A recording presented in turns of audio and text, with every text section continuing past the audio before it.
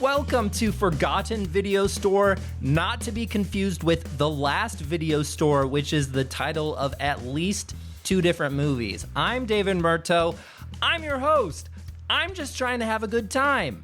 On this show, I talk about movies that aren't available to stream anywhere and movies that the listener has never seen. And if you have seen one of the movies I cover and you can prove that you saw it before I talked about it on the podcast with like nanny cam footage or something, then you'll win a fabulous prize, which is a $25 gift card to Fry's Electronics. My guest this week, and I forgot to ask you how to say your name. Zwanziger. It's like Swantiger, but with like Z's, I guess. Zwanziger? Yeah. And you're... I'm Luke Zwanziger. Oh, Luke. That's the one I was really having trouble with. Oh, right. Oh, so sorry. Yes. Luke Zwanziger. He's here. Hey. Luke, we've met each other a couple times, but you actually know my wife. Yeah, we went to college together. What was she like in college? She was pretty cool. Like, I wanted to be her friend. I was like, oh, you seem really cool. Like, can we be friends? And she's like, I guess.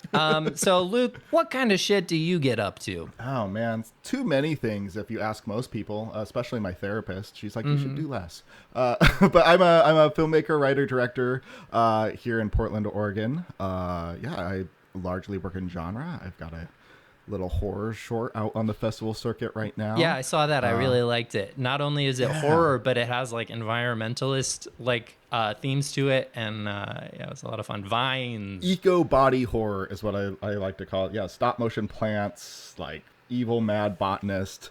Had a good time. We're like a year into the festival run. We're gonna wrap that up at the end of the year, but like 30 plus festivals, like, oh my word, congratulations. 9 wins, like 18 nominations. Like, this is it's been a very good run. Good run, I'll say. But other than that, yeah, I'm a dad. I have a 3-year-old. I do that. Oh, congratulations.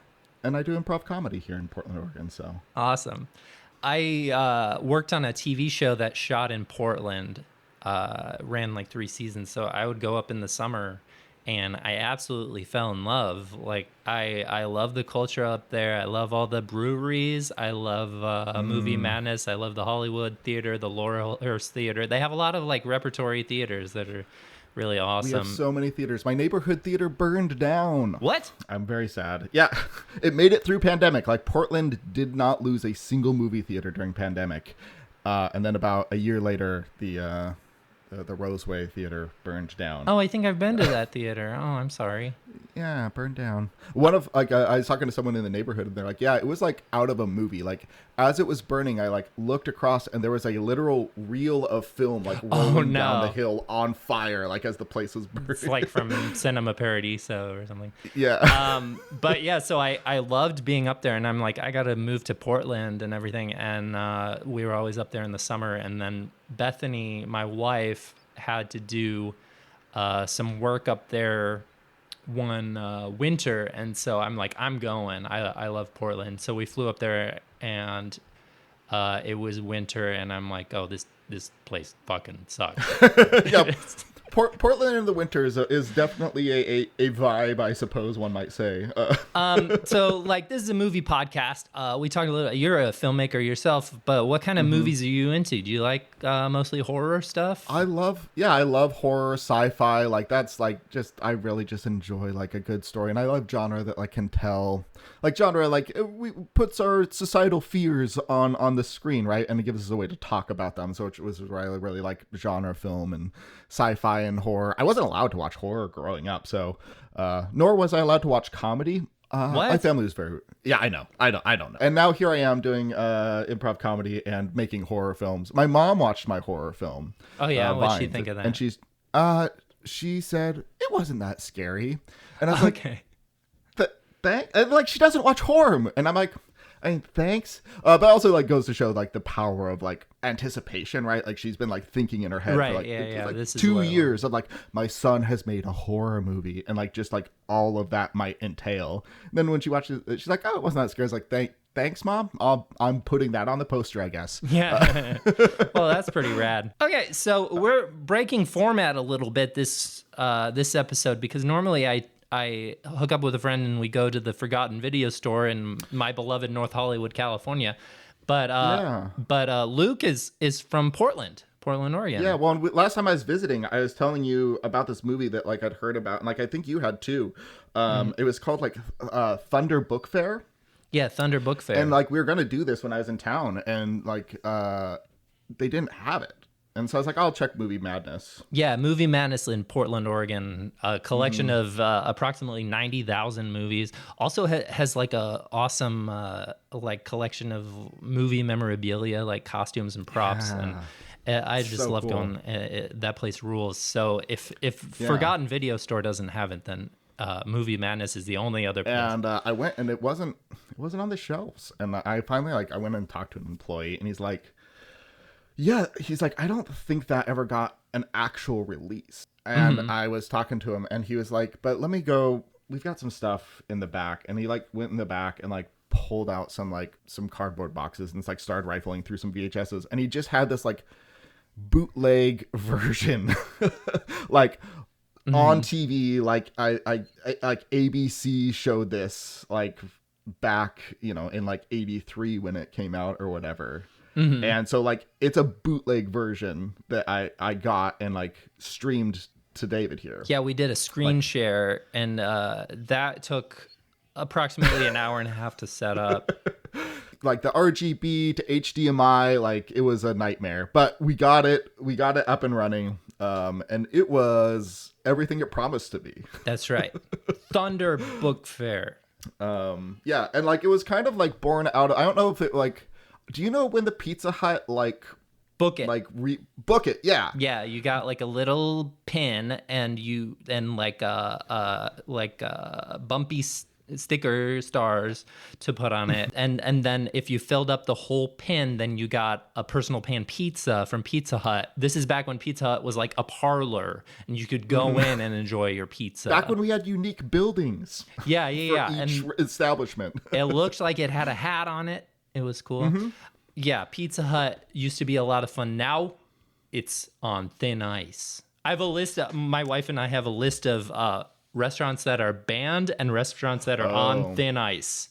Do you want to hear about this? Is this a good tangent? I think so. Like, I think, yeah, I mean, this is an activist podcast as well. I mean, this is the thing. Genre gets us talking about society. And this is my soapbox of like, genre gets us talking about society. Like, it doesn't have You're to, right. like, you watch a documentary and you're like, well, that was depressing. That was good info. Cool. You watch let's go Vines, cry. the eco horror movie. You have a great time. You get scared. You get have a great spooked. time. And you And learn you're a little still bit talking about environmentalism. the environment and like what we need to be doing. But anyways, yeah, this tangent upon tangent. But yeah, thin ice establishments. Okay, first, banned restaurants. Jack in the Box, banned. Okay, banned. Carl's Jr., banned. Okay. Subway, banned. Yeah, that checks out. Corner Bakery, banned.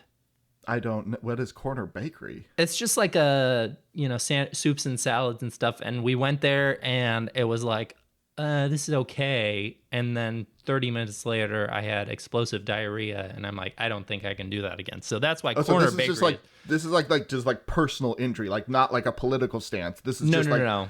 KFC, banned.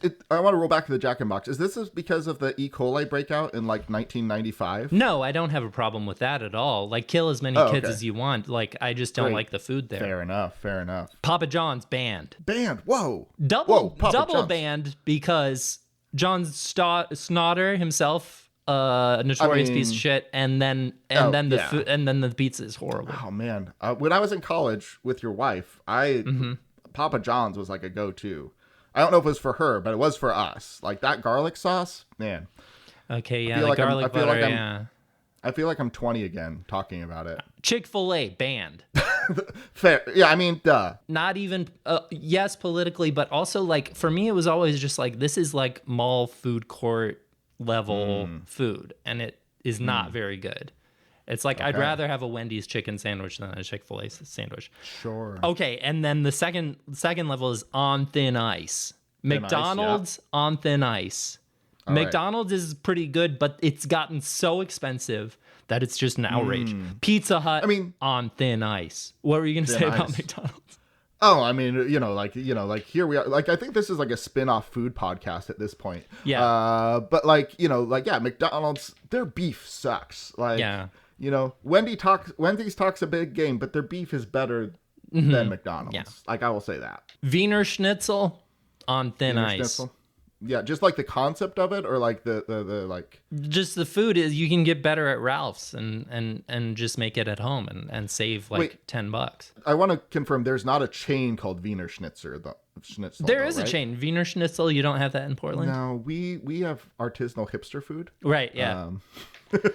Everest Burger on thin ice. Everest Burger. I don't know this one. Maybe that's a California original. Why is it on thin ice? Because it sucked. Like, but it didn't make Everest me violently notoriously has a ill. lot of ice. Yeah, it wasn't ice. It wasn't an ice-based restaurant, but it is on thin ice. No. So anyway, we're here to talk about a movie called Thunder Book Fair. Should we get into it a little bit? Yeah, let's get into it. Like Thunder Book Fair. When was this? Was filmed in 81, right? Like, I think it was filmed in 81 and didn't get out until 83. I think it maybe was released, but the TV screening that we saw the tape of was from 83. Mm-hmm. So maybe it had come out a couple years prior. Yeah, so we're at an elementary school, and it's the funnest day of the year for kids because it's the book fair. And kind of the lead kids in the elementary school class include Fred Savage. Yeah. Both Corys, Corey Feldman and Corey Haim, rest in power. And Heather O'Rourke was in it. Yeah, who we'll remember from Poltergeist. Yeah, which is just wild. Like, to see her, like, in this and then, like, Poltergeist. And, like, this came out before Poltergeist, but I think they filmed, like, back-to-back almost for her. She had probably a busy year. Yeah. She probably got her SAG health insurance. So the kids are going to the book fair, and you're like, I remember book fairs. These are a lot of fun. But, like, this is no normal book fair. Because the guy who set up the book fair is, and he's played by James Woods, who, like, not a cool dude, but a compelling actor, especially in those days. And he's, like, set up kind of a labyrinth of books for these kids to explore. From like a technical standpoint, like the production on that was like so cool, right? Yeah, it's like, I don't think something like this could exist in real life, because there were like parts of the walls of the labyrinth would move, and and it's all like bookshelf, and it's like this would be like a multi-million-dollar book fair to like go from place to place. And the town was like I don't know, like a little sleepy, like, I don't know, 10,000 little town. Yeah, so they the teacher's like, okay, so we're going to the book fair, and she goes and she's like, and here's the bookmaster, and it's James Woods, and he's like, welcome to the Thunder Book Fair, and he's like, you can pick out any book you want, but be careful which one you pick, and this kind of stuff. Like, James Woods is a little creepy, even though he's playing like a guy who works in children's literature.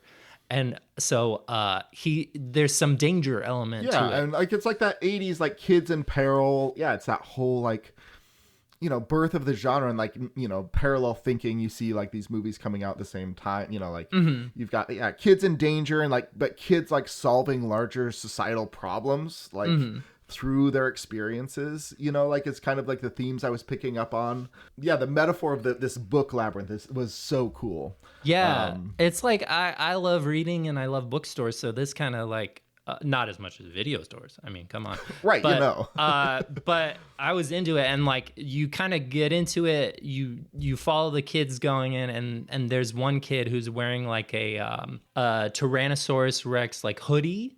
Like when he puts up the hood, like it's got like the eyes and the teeth coming down over his head, and he's okay. So like this shorthand, he's into dinosaurs or whatever, and he's like, "Oh, I'll check out this book," and it's called like Big Chompers, and he opens the book. You see the pages. The camera like zooms into the page, and you're seeing this class of kids like in this like dinosaur world with like volcanoes and. But so, anyway, so you get to see like one of these big chompers right away, and it's like this is like 12 years before Jurassic Park, so we're not seeing like realistic dinosaurs, but it's like a big like like a dinosaur puppet, and they do the forced perspective thing where he's chomping around. He's a big chomper. Yeah, well, I love the mixed medium of like practical effects here. Like, right, they did the forced perspective of like the small creatures, and then they had like the person in a rubber suit, like Godzilla style. But they sold it, right? The dinosaur, it's a Allosaurus, and it comes up and he seems to target the dinosaur kid.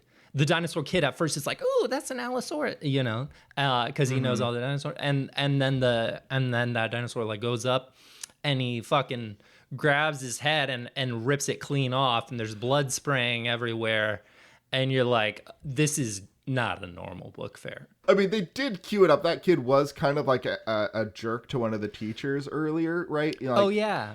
We still have that like coded morality of the 80s where like the kids who die, need to have done something wrong. Right. Yeah. So it's more satisfying when they do die. Because it was right before they go to the book fair. The kids are in the classroom and they get their milk cartons, and the kid like opens his up and looks, and he's like, "Huh, I've never seen chocolate milk that was purely white before, because I remember specifically asking for chocolate milk." And then he like throws it at the teacher. And you're like, okay, this kid is a little too up his own ass. And like, yeah, it's like that like classic 80s like bully and like snobby rich kids, right? Well established, but also like just like hammed up in like a way of just like, all right, do kids act this way? Yeah. Have you ever been a teacher or anything? I taught community college. I never taught like little. Okay, so, I mean, community college. Yeah, I was a substitute teacher for a semester, and the kids were nasty. I think like you come in as a sub and you've got a target on your back. That's the wild thing about this movie too, is it was rated PG. Right, like, and like you have that kid's like head ripped off. Well, blood. You got to remember there was no such thing as PG-13 back then. Yeah, so it's I mean, Poltergeist is what made the whole PG-13. Yeah, like that was the triggering event. Like the second Indiana Jones movie and stuff. It's also, like kids cannot, like 8-year-olds should not be seeing this, but it's not exactly rated R, so they needed to come up with the PG-13. But anyway, the dinosaur kid's head gets ripped off, and there's blood spraying everywhere, and the other kid, like the Corys get like blood sprayed all over them, and then like the camera does like a kind of whoosh thing, like zooming out, and all of a sudden like the dinosaur kid had been holding this dinosaur book, and then you see the rest of the class, and boom, and the book just falls to the floor, and it's like, okay, we're in some kind of weird realm where the books are going to suck you in, and whoever opened the book is going to die, and then the rest of the people are still in the labyrinth. And the kids immediately turn around and start like rushing back to where they came in, and James Woods is just like, na na na, and like the walls kind of close in. Yeah, they just close in. And one of the kids like tries to go out, and he gets stuck like halfway. And the walls close in, and his body splits clean in half. And he doesn't die right away, and like half his body turns over to the other kids and is like, "I'll never get to 4th grade."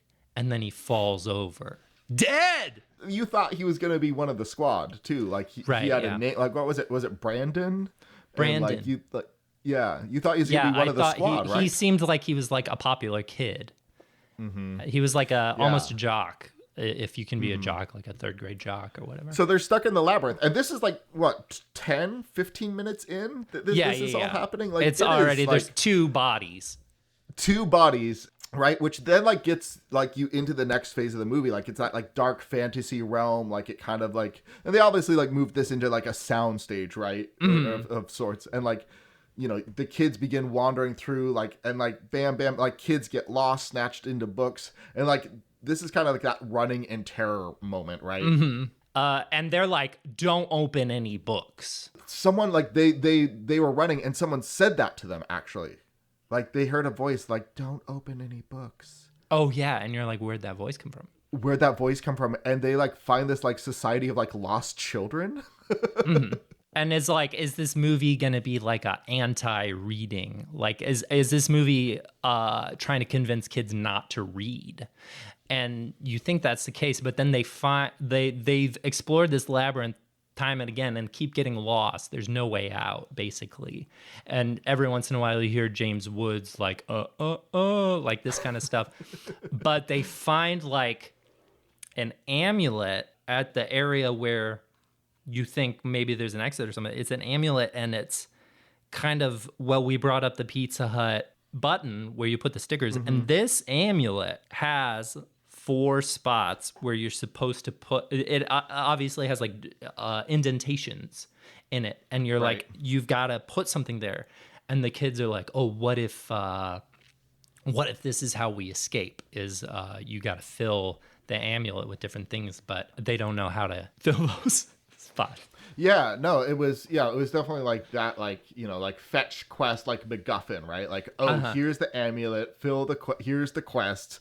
And it kind of like, I'm assuming like the writers were like, wouldn't it be fun if we could play in like multiple genres, right? Like, we're playing in but they're like, what if our like kids horror movie like is able to go to fantasy and to go to space and like and do like a sword and sandals thing, right? Like, wouldn't it be fun to see kids doing sword and so like, you know, and that this is like the triggering, the kids have to go find the books and read the books and like retrieve each thing. Next, the kids go and they find like a science fiction book.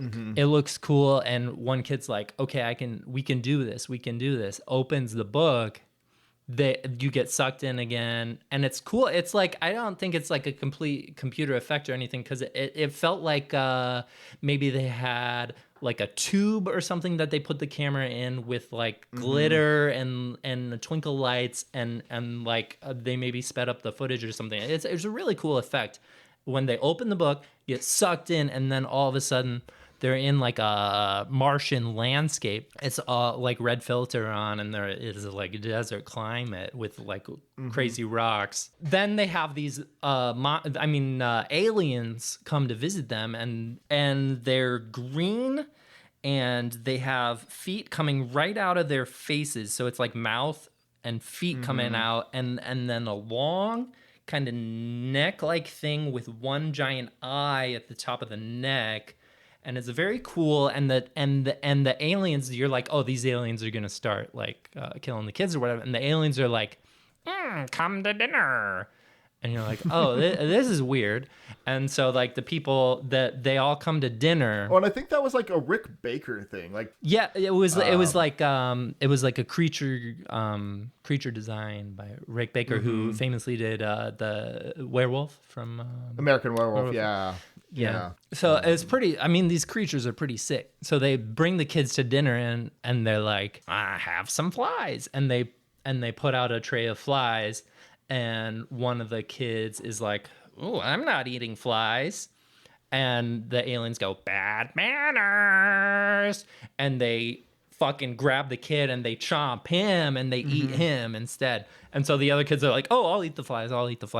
And then they bring out the next course.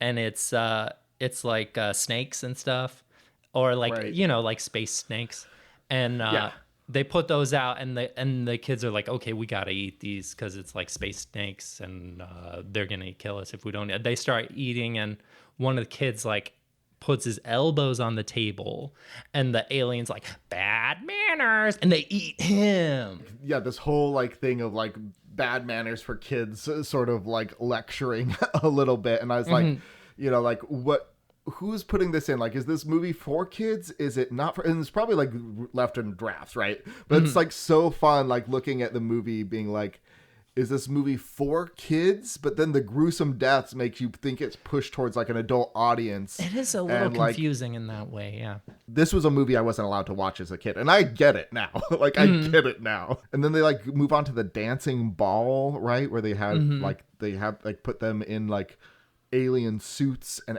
alien ball grounds, and like, oh, this is just an alien cotillion, is what they have the kids doing essentially. And there's one like nerdy alien who has like she has like braces and like not glasses because she only has one eye, but I guess like a monocle, but with like the earpieces and everything. And she's like acne all over her green face, and she's like over to the side like acting all sad and stuff. And Corey Feldman goes up and is like, oh, do you want to dance a little bit? And he pulls her out, and she's like, "Oh, no one's ever danced with me before." And the head alien comes out, and he says, "Good manners." And he pulls out this crystal, and it's like shining, and it does the lightning and thunder. It's like,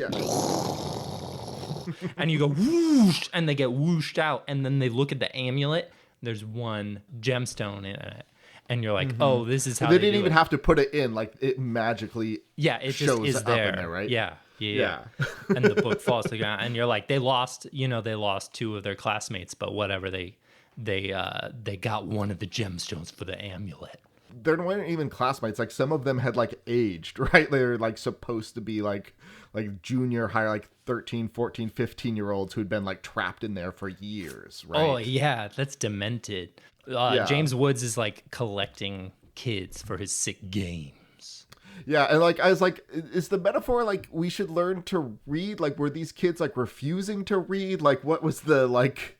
I think the metaphor gets mixed at a certain point. There's so many lessons, and some of the lessons start conflicting with each other. It was so much fun. Like, that's the thing. Like, I didn't stop in the middle of the movie to think about it. Right. I feel like we watched it in the morning, which maybe was a mistake. I feel like this is a movie you put on at midnight and you just go with, and it makes more sense at that point. What was the next book they picked out? That was the sword and sorcery one. Oh, right? Yeah. What was it called? It was like the Stone Wizard. Like, and it's straight up like Ben-Hur, like sword and sandal, with a bit of like fantasy woven in, right?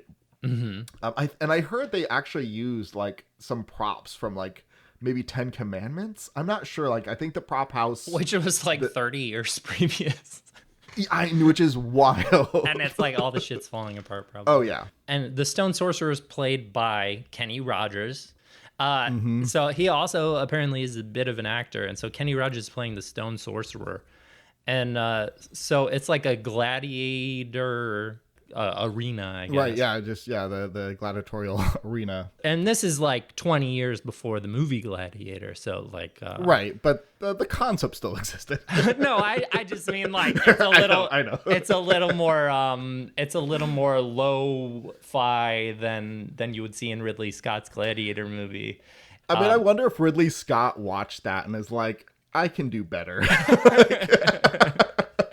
Like, there's so much in this movie where I'm like, a lot of people had to have seen this. Like, I'm sure R.L. Stein saw this movie. Yeah. Right? Kids getting sent in the book. So they're in a gladiatorial arena, and what do they call it? The Emperor, I guess? The head guy at the arena is I mean, it's not a Caesar, right? Right, yeah. But he's like, unleash the beasts. Right. It's like one of those things, they open the book, they get sucked in, and we're like in media res. Like, the previous one kind of like sets up like, hey, you're in Mars, right? Cool.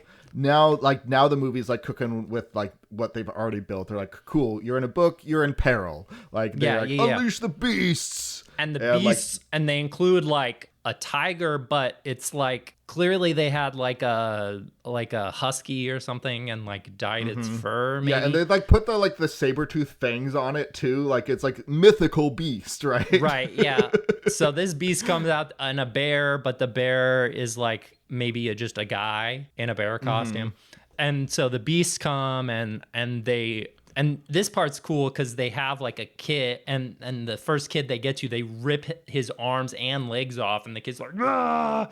And you're like, oh, how'd they do that? You know, they had like fake arms and legs, but the blood sprays everywhere when they do this, and they're like, oh, this is awesome. And the beasts are like feasting on this kid. It's like that all is lost moment, right? Like, there's no way we don't have like weapons, we don't have like, and they see like other adults in the arena getting like chomped on and like mauled, and like then their friend who got sucked through like also gets mauled, and then it's like one of the Coreys like grabs like that like pike, right, and just like starts swinging. The animals are freaking, and like he can't hit, right? The other Corey's like, stop, they don't want to fight us. They like do that like hold your hand out, right? Like, one of them had like stuffed snacks, like from that like cafeteria scene. Like, one of like them had like stuffed extra snacks in their pocket, like while the other kid was like yelling about milk. The bear had gotten like like one of the people that tore apart had like slashed at it with its sword, and the bear had a cut on his nose.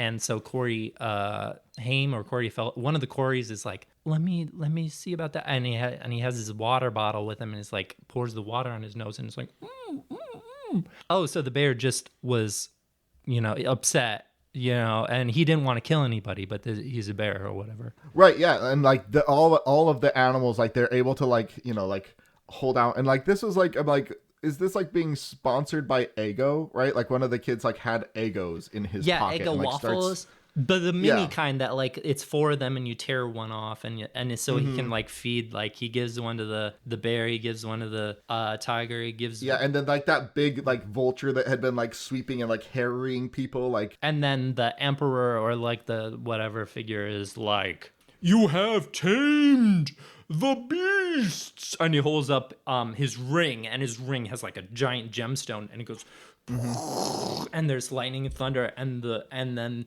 whoosh, we're back into the Thunder Book Fair, and there's another gemstone on their amulet, and they're like, oh, this rules.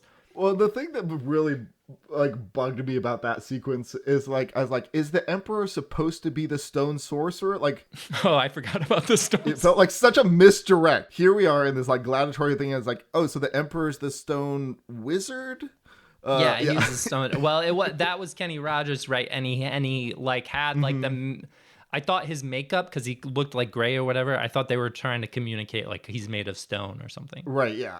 Well, that's the whole thing about these books is like they throw you in media res and be like, oh, here's a world. You don't get much of the backstory. And like maybe we lost that in the edit because this movie was like 2 hours and 45 minutes. Like for the 80s, that was a long... Right. I mean... And we forgot to mention, they have the thing at the beginning of the tape we were watching. It's like this... film has been modified from its original version. It has been formatted to fit your screen. So we had like the pan and scan thing and edited for length. It was like maybe like a 2-hour like TV block that they were fitting this movie into, which was clearly had been longer. Like we definitely lost over 45 minutes because there's also like ad breaks that like on this bootleg, like we'd catch like half of those ads. So it would like the movie would like go to black and then you'd see like the first 10 seconds of an ad and it'd be like the Big Mac meal for $1.95 and you're like, oh, that's a good price. And it got my mouth watering.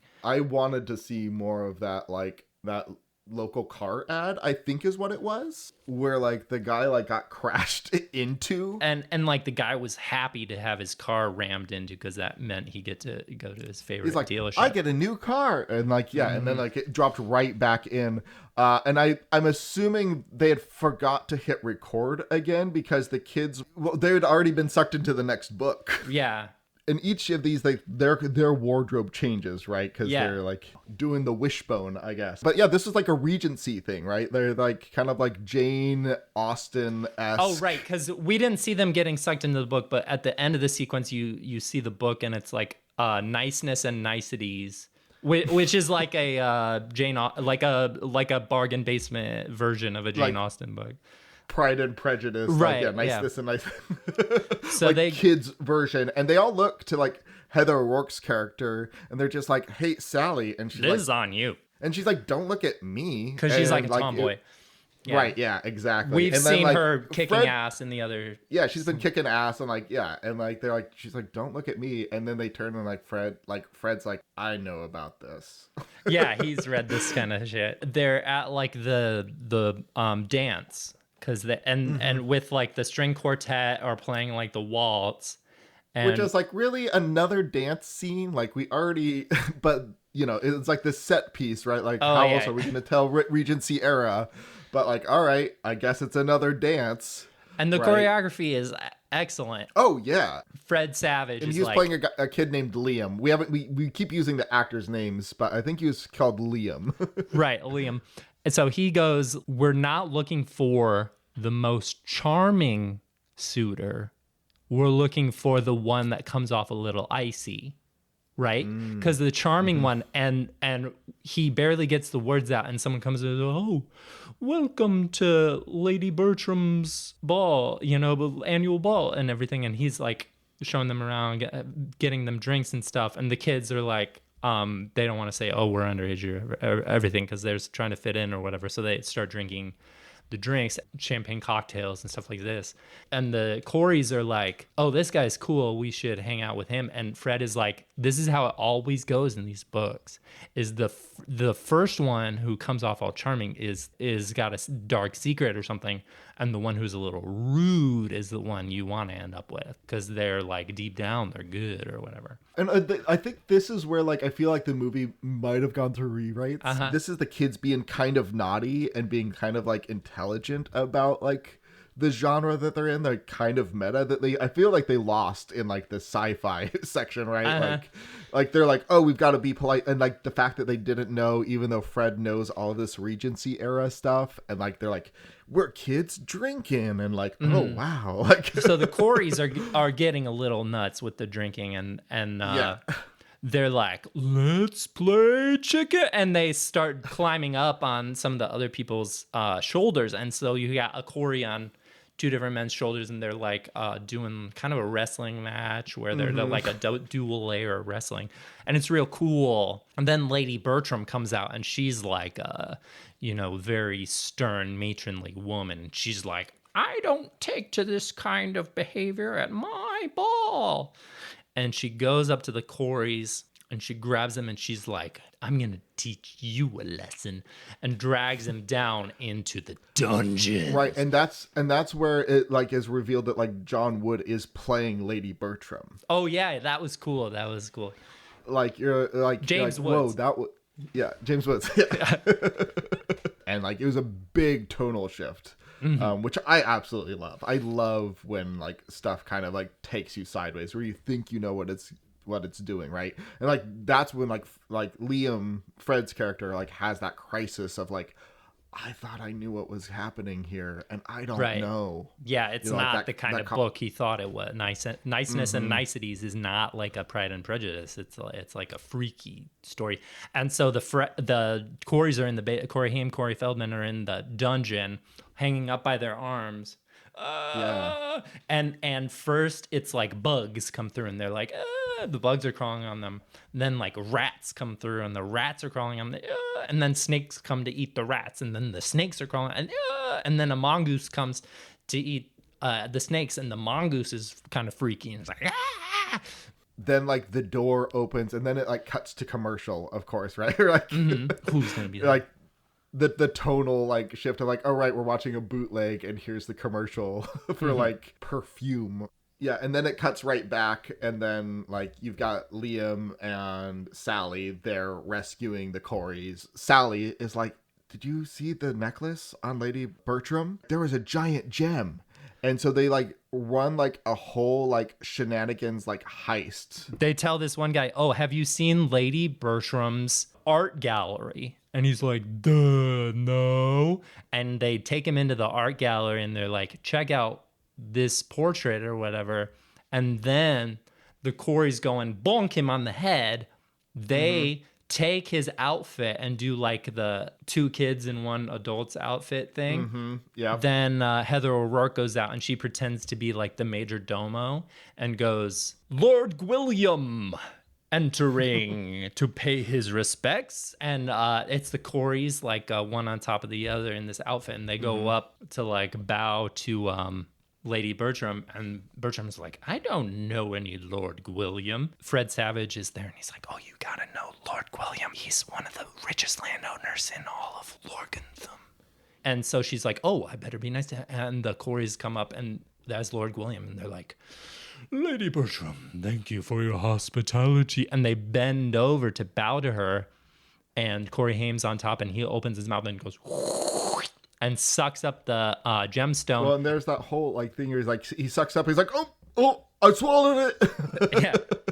And like, but as like they're like panicking, and like Lady Bertram like transforms back into like the maze keeper, the bookkeeper guy, James Woods' character, like he's like, no, and then they get sucked back through like that tube tunnel, and then he's like, guys, I'm sorry, I think I swallowed it. And they're like, one of them like starts trying to give him the Heimlich. Yeah, right? Really cool. Yeah. And like he's like, I know this from like, they're doing the Heimlich, and then like Sally's like, guys, stop, it's in the amulet. And they're like, oh. like one of the kids is like, I'm tired of these books being so dangerous. Like, what if we just check out a safer book? Maybe we'll find a gem. And they're like, no, you're not going to find it in a safe book. You gotta have like a thrilling book. Like, you gotta, like, that's where they're hiding the gems.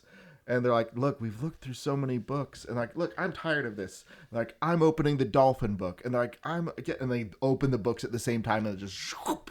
Yeah. So it's like one of the kids opens the dolphin book, like you said. It looks like for the littlest of little kids. It's just dolphins having a good time. And the other book is like, it doesn't say Tom Clancy, but it's like Tom Clancy coded, basically. You know it's supposed to be like... like a Cold War, like a techno thriller. And so so they open the books at the same time. The kids get sucked like into like both books. Well, like the kids get split up, right? Because the two books get opened at the same time. And so like half of them end up on an aircraft carrier. I think it's a Russian aircraft carrier, and half of them end up with the dolphins. Like it was very like they could like swim and talk, and this is the part where they like animated two of the kids, right? It's kind of like Mr. Limpet, like live action with animation. Right, it's both Corys, but they're kind of like fish people but you can tell their faces still look like the Corys. And they're having to like talk to the dolphins. Right, and there's like a little like submersible submarine down there, and it's Joe Don Baker from like Walking Tall and some of the James Bond movies. And he's like a naval commander something. So he's like talking to the dolphins and the fish Corys, and he's like, the Ruskies are gonna launch an attack in 6 hours. If we don't stop them, we need to find their codes. And so he's like sending them, the fish and the dolphins, like on a secret mission. Yeah, and it cuts back like to Liam and Sally. Hello, for the motherland. We are going to... Where did these children come from? Yeah, so they're on board the Russian like battleship, and they get thrown in the brig. They get thrown in the... Like, immediately. American kids, we'll deal with you later. Well, Sally shows that she's like pickpocketed them and like has the key, right? Then you see the Russian captain, and it's Stellan Skarsgård, and he's like Stellan. super That's young. So fun. And he's like Swedish, but he's like being a Russian guy, right? I mean, it's the 80s. Like any vaguely, not British, not American accent is Russian. Right, yeah. So he's like, those fish, they're American spies. So like he picked up the dolphins and the fish on the sonar, and he's like, sonar, yep. He's like, wipe them out. And so they're going to launch the torpedoes right at the fish and the dolphins. Yeah, Sally and Liam hear the plan to nuke the dolphins, right? And he's like, look, I think the power generator is being run off a crystal. And so they run this like whole diversion thing, right? Like Sally gets on the radio, calls in the GIs to come bomb the thing. They give out their... address, right? The geolocation. Latitude, longitude. Yeah, there it is. And then Fred sneaks down into the thing and pulls the gem, right? Right. And this is like kind of an emotional moment, because the Stellan Skarsgård is like about to launch the nukes at the dolphins and the fish, and he's like, launch them in 10 seconds. And so they start counting down, and then the American bombs are coming in, and you're like, is it going to hit in time? And then Liam and Sally kind of reunite together, and they're like, this is it, because the bombs are coming now. We have to sacrifice ourselves, but it's for the good of America to like stop these Russians from nuking the fish and New York or whatever they were going to do. And so they like hold hands, and they're like, I'm sad we'll never get to grow up, but I'm glad we were in this together. You're my best friend. Don't tell the Corys. And I think the Corys were having a similar conversation. Right, as fish. Yeah, they're like holding fish fins and like, don't tell the other two, but you're my best friend. My best friend. Because they see like the missiles like getting loaded up and stuff, and they think they're going to die. And then like the bomb hits, and it's like and it's like you see like over the surface of the water like huge mushroom cloud kind of, and then you get kind of sucked out and you see the amulet, all 4 gemstones. And first you just see the Coreys and you're like, oh, the other 2 died in that world or whatever. And the Coreys start to cry. And then from around the corner, the other 2 come and they're like, Coreys, you're alive? And then they all go and they have a big hug together. And they're like, we got all the gemstones in the amulet. The amulet opens like the maze, the labyrinth, right? Yeah, kind of the walls like part. And they come out and James Woods is there and he's like, you earned a personal pan pizza. Yeah, and then like the pizza appears and then he swirls into mist and then the whole maze swirls away and like there's like confused kids who are like wandering around. They're like, whoa, like, you know, like children who hadn't been out for years. Kind of like Jumanji. Remember when he's like a little boy and then he's old? Robin Williams had been in there. It reminded me. It really did, yeah. This movie, like, for how obscure it is, I think influenced so many things. So James Woods kind of gets away unscathed. Like, I was expecting him to have like some sort of comeuppance, but he like this was all like he wanted all this to happen. Like half the kids in the class died, but like he's going on to the next school or something. He's on to the next school. It was like definitely the vibe I got. And then like they're all like, wow. Well, summer break, huh? And like they ride off into the town, right? And then like the credits roll. Yeah, and it's like they don't really talk about how so many of their classmates had been brutally killed. Well, like for a film that had so many lessons, like for it to not leave you with a lesson at the end, I was like, oh, that's weird. But it was super fun. Like, yeah, it was great. I mean, like lo-fi effects. I love that kind of stuff. Look at any modern day like Marvel movie and it's just like CGI goop. You know, it's just like all indistinguishable pixels, you know, and something like this where they obviously you could tell it wasn't a real tiger in the tiger scene. It was a dog that had been died, but like that's a cool effect. When you see like the handmade kind of stuff like that. Don't get me wrong, like I love a good CGI, you know, like it's like a toupee fallacy a little bit, right? Where it's like I hate toupees. You can always tell. Like it's like, well, you can tell when it's bad. Yeah, you can tell when it's bad. Good. Yeah, and that's like the same with CGI. Like you can tell when it's bad. But like I think like this movie, like these folks all went on to work on amazing things, right? Mm-hmm. And like inspired a whole generation. Like I'm surprised it's been lost a little bit to the annals, right? Mm-hmm. And I think that was partially because there were they had those product placements, as well as like a few companies like had conflicting distribution rights that it just never made it out. Mm-hmm. You know, it's never been on home video. It's never been re-released as far as I know, and it aired that one time on ABC. Yeah. Thank God someone taped it so that they could get a copy at Movie Madness in Portland. Yeah, well, that's physical media is king, right? That's what I'm all about. Yeah, dude. Thank you for letting me show you this movie. Yeah, thanks so much for picking it out. It sounded awesome. It was awesome. Love the Coreys.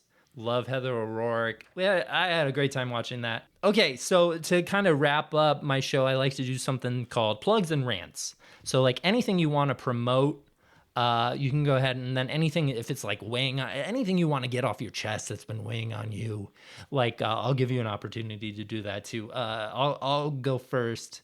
I want to plug my new Instagram that I made for this show. It's called Forgotten Video Store, all one word. And then my rant is like, where you have a 3-year-old kid, I have a 1.5-year-old kid. Since my son was born, I haven't done as much traveling as I used to, but I have taken a couple flights, and I've noticed a disturbing development that I really hate. That is that now they make the flight attendants do ad copy in their flight attendant announcements. Wait, what? Yeah, we took a flight, and you know the whole like, this is how you unbuckle your seatbelt, this, that, and the other. These are our emergency exits, and sign up for the Southwest credit card now, and you can get those. And what if you're like, you're training people to tune you out when you're doing ads. It's like if you actually had a real announcement, like you're training them to not listen to you now. But you can get 125,000 extra bonus points if you sign up right now. It makes me furious. Like you can't avoid advertising. It's like wherever you go, they're intruding more and more into our lives. There's just ads everywhere. You can't get away from them. This episode of Forgotten Video Stories brought to you by BetterHelp. Do you have any plugs and rants you want to Plugs. Follow Vines the Film on Instagram. Yeah, I watched it. I liked it. You'll have a great time. We're packaging it hopefully for a horror anthology. Oh, no way. That sounds great. We're all plant-based horror, hopefully. All plant-based horror. Yeah, it's exciting. I've got a Tasmanian film. I've got a Canadian film about a winemaker who's making like special wine, but the grapes, you don't know what the secret ingredient is. Impossible Burger horror. It's a fun little anthology. We're gonna tape interstitials, and we're getting our last round of funding to film that hopefully this fall and release next year. So follow Vines the Film. That's my plug. Oh, and if you're in Portland, Oregon, I produce a monthly improv show called Potluck. So come see some improv comedy at Potluck PDX. I encourage people to check that out. Yeah. Rants. Back to food. I love a Chicky Nando's. Nando's chicken, kind of UK stuff, but they've got East Coast branches now. They do? They do. I didn't know that. There are none on the West Coast yet, but you can get like Nando's sauce. Like they've gotten distribution for like Nando's peri peri. That's the whole thing. They use the peri peri pepper from Africa, and it's a delicious like kind of like heat to this pepper. Very unique. Where do you pick good. that up at? Well, this is my rant. This is my rant. I've announced it. Peri Peri Nays, you used to be able to get it at like Safeway, Albertsons, like your local Kroger grocery store could carry Nando's Peri Peri mayonnaise and like Nando's sauce. I was getting it for a while, even though it's not in the West Coast. I was like, yay! They stopped carrying it, David. This is horseshit. I went to like every Fred Meyer in Portland trying to find it. And like I talked to a guy like, you finding what you're looking for? I was like, I'm looking for Nando's Peri Peri Nays. And they're like, well, we've got a lot of sauces here, but don't think we're stocking that one anymore. And I was like, get all of this off the shelf. Give me my Nando's. So yeah, that's my rant. Get Nando's back in my Kroger stores. I strongly agree with you on this front. Nando's, not on thin ice. Kroger, on thin ice. That's right. All right. Thank you so much for watching this movie and spending so much time recording this show with me. I really appreciate it. You're taking time out of your day. And of course. Yeah, it's great. Luke, I love you. I love you, David. Let's watch another movie sometime. All right. Sounds good. Thanks so much for listening to this episode of Forgotten Video Store. Please do me a quick favor and rate and review the show if you've got a minute, and tell all the movie buffs, cinephiles, and film fanatics in your life about this show. Schedule change! Starting now, I'm going to be releasing episodes every Monday. So I'll be back in a week with Hollywood's finest music supervisor. We rented a musician biopic that was real emotional. It was tearing up my heart. It made me cry me a river. That's all for now. Bye.